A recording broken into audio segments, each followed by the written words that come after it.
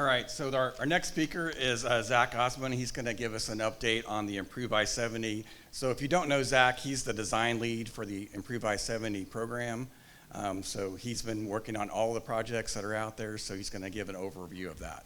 So Zach. So I am Zach Osmond, and I'm just going to run you through a quick overview of the statewide I-70 program. We had an industry meeting about a week ago today focused on Project 3, and I'm going to hit some similar beats to this. There may be some slightly different information.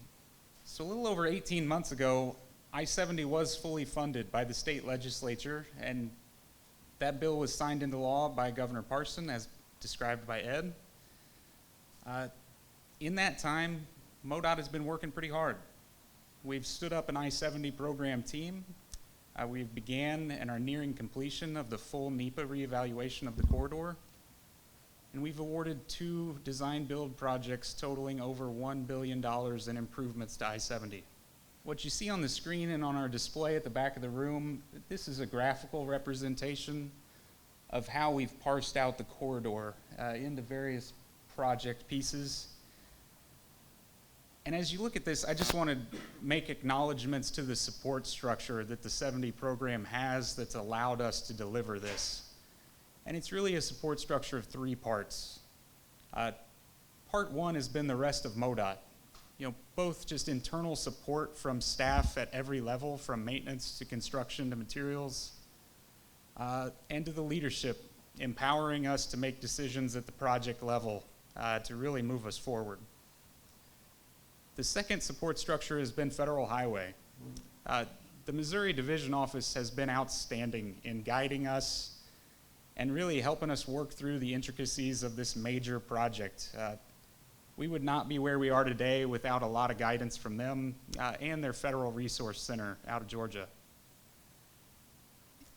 And the last pillar of support has really been you guys.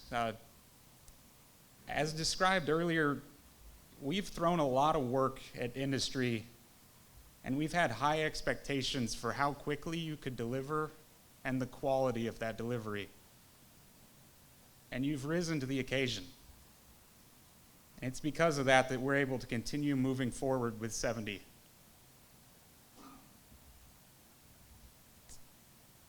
So last year we also sought additional funding really to supplement that $2.8 billion that we received from the state. We sought this from federal infra and mega grant funds, and we were lucky enough to be awarded $93 million over a variety of more specific supplemental items in addition to the greater improvements we wanted to make to the corridor. So that grant agreement is still in progress. It is nearing completion.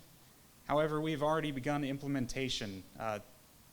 Elements of the infra grant have been incorporated into the first 3 projects that we'll walk through later in this slide. And they have also been rolled out into more specialized, specific projects that we'll talk through.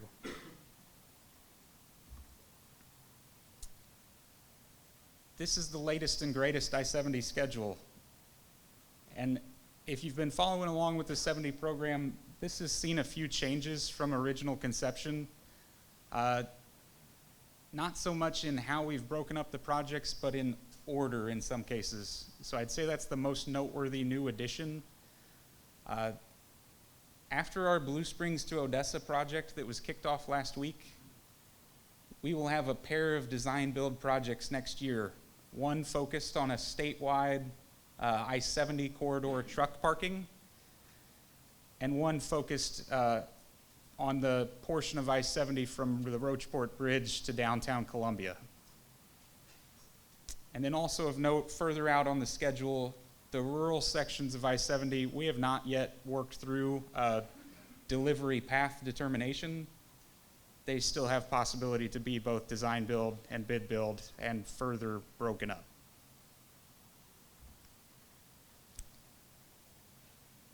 So rather than you think that all we do are massive hundreds of millions of dollars design builds, we do have bid build projects that continue to go on the 70 corridor.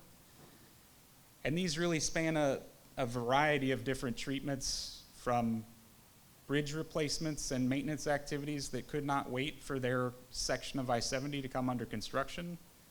The same true of pavement treatments, And we have also pursued some of the larger adding of the third lane to I-70 as a bid build through Cooper County, really from Boonville to the Roachport Bridge.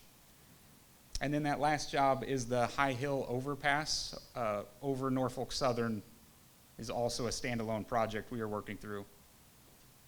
So all of these projects are currently under design. The top two are finished with design and really going out to bid shortly.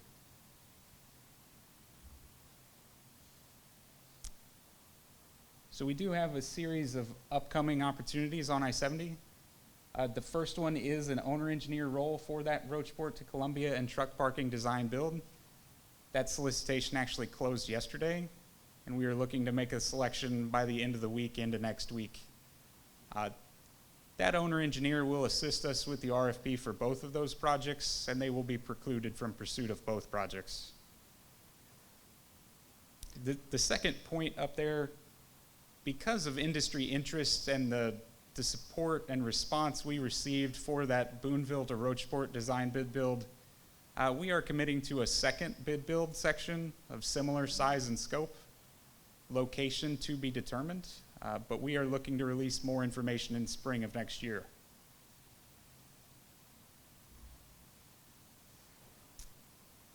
A couple other opportunities, these both being much more specialized.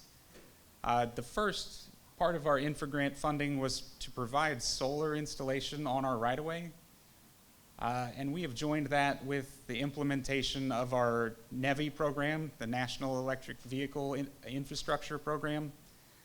So in both these cases, these are systems that are very specialized that MoDOT really lacks the internal expertise to deliver on. So we are looking for experience from the industry on how other states have implemented similar programs and how to administer those things. And I do want to note that there is no intent to really join these into one project and try to charge via solar panels. I don't believe that technology really exists. And then the last item, we are searching for a public involvement tool or assistance for the I-70 corridor communication. As we get more and more of I-70 under construction, this becomes a greater challenge for the MoDOT team to handle, and we are really in need of support in that aspect as well. The last note here, probably early in December, we will be releasing more information on both these solicitations, and we will schedule a meet and greet in person or virtual about the same time span. I would encourage you to take advantage of that meet and greet to come and speak with the I-70 group that will be making that selection to really get the best information about what we're looking for and to help inform us of what's out there. Finally, I'll run through some very quick updates on the first three projects. So project number one, from Columbia to Kingdom City, this was awarded in February of this year. That $405 million contract was awarded to the Millstone, Weber, and Jacobs team. This was the third largest project in MoDOT history. And from funding availability to award and signed contract, that was done in 9 months. So as I talk about industry stepping up and meeting the expectations, this is it. That project has moved through full NEPA reevaluation and AJR approval, and it has begun construction. And here are just a few pictures of that paving construction beginning in Callaway County, and they have also begun work at the 63 and 70 connector in Columbia.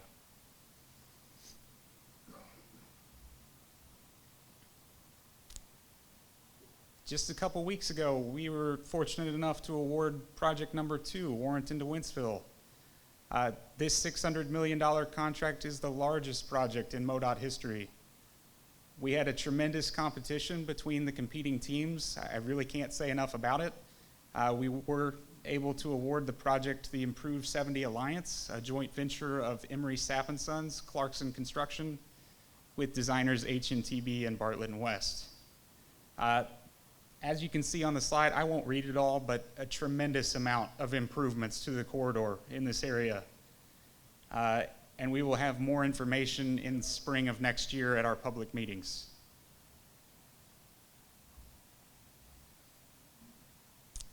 And finally, for the project updates, as I said last week, we launched project number 3, our third design build on the 70 corridor, this being on the west side of the state from Blue Springs to Odessa. It will include adding the third lane from Blue Springs to Odessa with the allowance to go further to the east. And it will include the reconstruction of a couple interchanges in Bates City and Odessa. That contract budget will be $350 million, with stipends set at $750,000. And as I said, that RFQ is live on MoDOT's website. Please go check it out.